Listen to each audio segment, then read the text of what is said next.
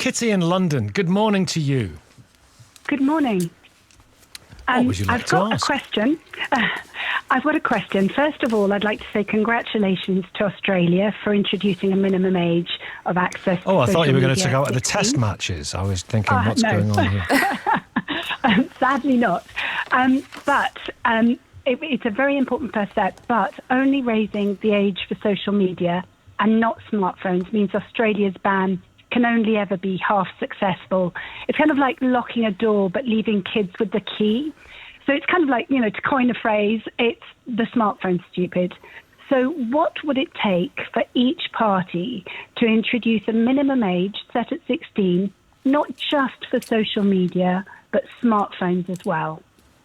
Now, Kitty, I know you feel strongly about this. I can hear it. But I'm just, extremely strongly about it. And we did a phone-in on it just yesterday. And it was so interesting. Quite a lot of people were in favour of this ban because they see what's going on around them and they're worried about young people and the effect on them. But there are huge positives as well. We know that about social media. But Rosie Writing, I know you have, Labour MP for Kettering, I know you have expressed a great need to focus on mental health services specifically, and including, perhaps I should say, for young people. Now, we are told to have a mental health crisis. Do you think that social media and all the anxieties and concerns and, paranoias that go with it, do you think that exacerbates a mental health situation with young people, Rosie? I think it's a factor, but I think there are many factors, and you can't just look at one singular reason as to why we're in a mental health crisis that we're in. But I also will say I'm in probably quite a unique position in Parliament because I'm one of very few people who did have social media before and a smartphone. Absolutely, yeah. Before I was 16. And I think that what we need to make sure that we're doing is bringing young people along with us on this journey. I think young people have had an incredibly difficult couple of decades. The pandemic during our education, the housing crisis, the economy, so many different things. But I think that when you speak to young people, they do have concerns about, these blanket bans. And that's why we've announced today the youth strategy, this big listening exercise where we are listening to young people and what they want. And what they say that they want is places to go, such as sports centres, football pitches, youth clubs. They want to be able to speak to a trusted adult in their life. If that's not coming from inside the household, then they want a youth worker to go and speak to. These are how you make the fundamental changes. But I think it is important to recognise that social media can bring positives. But it is scary that we are living in the most connected world we've ever lived in, but young people are lonely. That's quite shocking. England UK is an outlier in that, and it needs to be addressed. But I think that we're going to do that by making sure that young people have good and places to go to in their communities and adults they can speak to who they can trust. What about what's happened in Australia, Pippa? Yeah, so Australia's taken this step, and it'll be very interesting to see both them and Denmark in terms of lowering the age. But where I'd like to come back, Kitty, to your point and the passion and the concern I can hear in your voice, and as parents, we feel I definitely feel the same. But let's go to the source of this. And this is about the tech giants and the tech bros. So I'm a champion of the Internet Watch Foundation, which is based in my village. And their role is to eliminate and get rid of child sexual abuse imagery. Imagine that being your job online.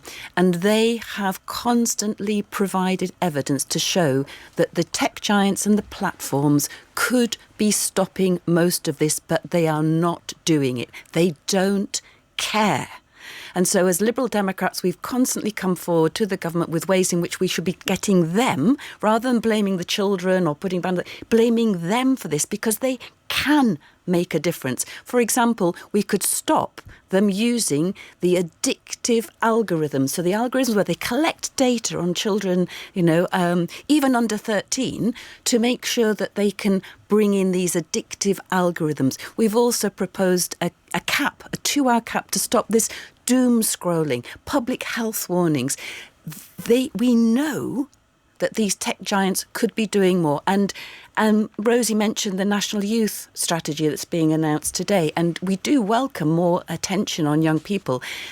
However, within that, there's also funding to support children to be safer online. Well, that is the public taxpayer, society, paying for the ills that are caused by the tech giants just not taking responsibility. They should be the ones that make it a safe place for young people to be, and they're not doing it, and we should be stronger. Yeah, I mean, I agree, and that's why we brought in the Online Safety Act, so that we can make sure that we can bring down that harmful content. But I will say, I am pleased, because I can feel, Kitty, the passion in your voice, and actually, I think most people in Parliament and in the public just want to do the right thing here. But I'm pleased that we're even having this conversation, because I remember as a preteen who had social media, who had a smartphone, seeing explicit and sometimes quite disturbing content online, and at that point it really did feel like you had no one to go to.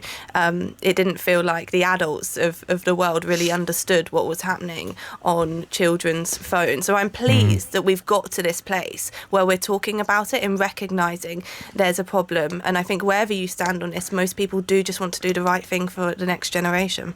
Yeah, okay, listen, Naga's along at 11 o'clock. What a day. Hi, Naga. Already, what a day, yeah. You can in a second, Kitty, for sure. I'll be quick, I promise. I'll get response to the Chancellor Rachel Reeves. I know you've just been discussing this, answering questions in Parliament from the Treasury Select Committee. We'll find out what she's been saying, how she's been talking about the impact of leaks and her tax and spending plans and how upfront she has been. I've got a conversation that would certainly get people going. You'll know that the Home Office announced in October that 540 men would be housed at an army training camp on the outskirts of Crowborough. Well, in response to concerns surrounding the accommodation, which isn't yet established, a grassroots group has sprung up in the town, and I'm going to talk to the founder of this group, and it's a patrol group. A fast reaction patrol group is what the name of it is. Of course, don't forget we have Prime Minister's questions at 12 o'clock.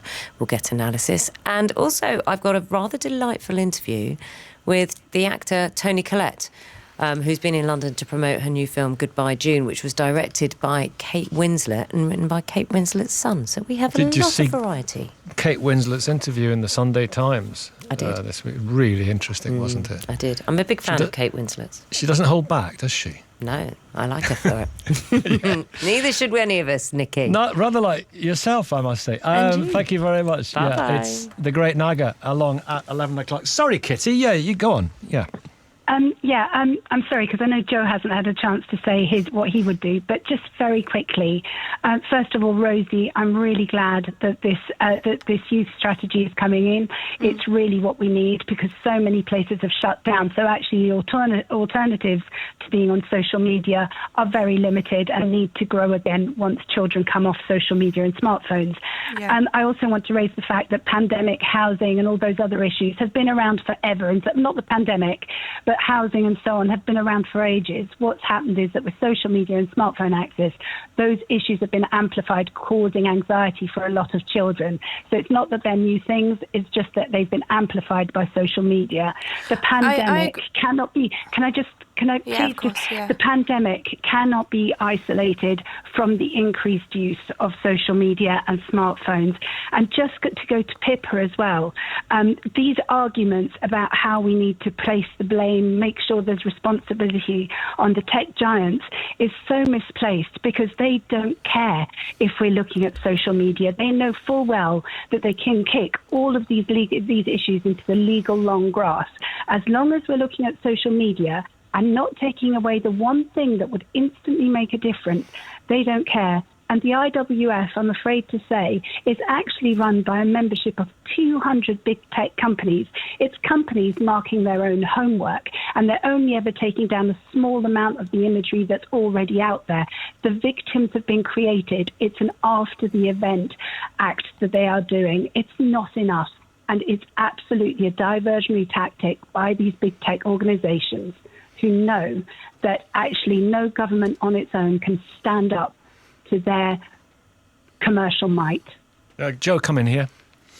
Yes, so I'm a member of the Health Select Committee, and as a father of two young children, I see this as both a health issue and as a parent.